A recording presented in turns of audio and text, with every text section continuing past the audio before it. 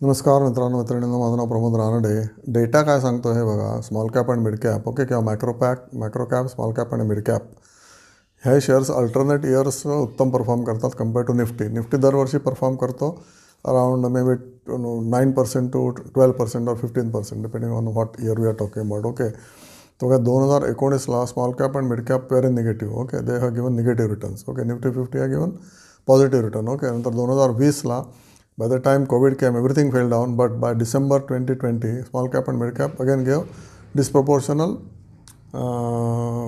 Returns to you. नंतर 2021ला तर त्याच्याहून जास्त डिस्प्रपोर्शनल रिटर्न दिले स्मॉल कॅप आणि मिड कॅपमध्ये. ओके, आणि निफ्टीने टिपिकली 15% रिटर्न दिले per year kind of thing 2021ला. त्यानंतर 2022ला बघितलं तर निफ्टीमध्ये स्मॉल कॅप आणि मिड कॅपमध्ये म्हणजे 1% 2% रिटर्न दिले. निफ्टीने मात्र चांगले रिटर्न दिले, मे बी 14% रिटर्न दिले असतील. ओके, त्यानंतर 2024ला स्मॉल कॅप 2023 आता आपण बोलतो 2023ला परत स्मॉल कॅप अँड मिड कॅपने उत्तम रिटर्न दिले 2024च्या टिपिकली ऑगस्ट सप्टेंबरपर्यंत.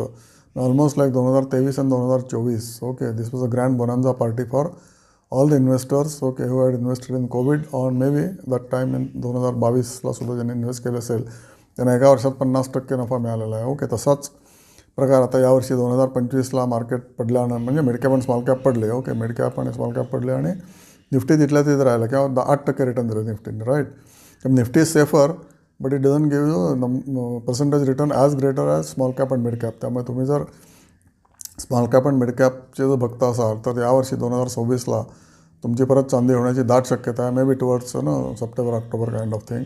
आणि आता 2025ला जसं अंडर परफॉर्म केलं स्मॉल कॅप, मिड कॅप आणि मायक्रो कॅप आणि मिनी कॅपनी, तर त्याचा ओव्हर परफॉर्मन्स आता एका वर्षामध्ये येणार. तो काय येणार आहे, कारण ऑलरेडी इतके शेअर पडलेले आहेत. Okay, this is not rocket science. हे स्मॉल कॅप, मायक्रो कॅप आणि mini cap they have fallen to 25%. ओके, जर 100ची वस्तू जर 25 रुपयाला आली असेल तर ती परत 75ला व्हायला हे वर्ष नक्कीच सफिशियंट आहे. May be it will not go again back to 100. 100ची पडलेली ती 25ला आली आत्ता वस्तू मग शेअर, तो परत 75ला तर नक्कीच जाईल ना एका वर्षामध्ये. तर बघा, तुम्हाला ही गोल्डन अपॉर्च्युनिटी आहे. बाय द फिअर, हे मी तुम्हाला खूपदा सांगितलं आहे. तर बाय द फिअर आणि sell the anxiety, sell the euphoria. आता युफोरिया येईल बाय डिसेंबर 2026ला, तेव्हा तुम्ही विका. तेव्हा आत्ता जर घेतले नाही तर तुम्ही विकणार कसा? माल तर घ्यायला पाहिजे ना. तुम्ही माल घेऊन बसा आणि PSU शेअर्स घ्या किंवा ETFs घ्या, सगळ्यात सेफ्टी तुम्हाला पाहिजे असेल तर. ओके, नाही तर निफ्टी 50 घ्या, त्याच्यामुळे तुम्हाला 12% रिटर्न मिळेलच ना. स्मॉल कॅपमध्ये मे बी 24-50% मिळेल. ओके, 40-50% मिळेल किंवा 100% सुद्धा मिळेल, पण रिस्क जास्त आहे त्याच्यामध्ये. पण आता या रेटला घेतलं तर रिस्क खूपच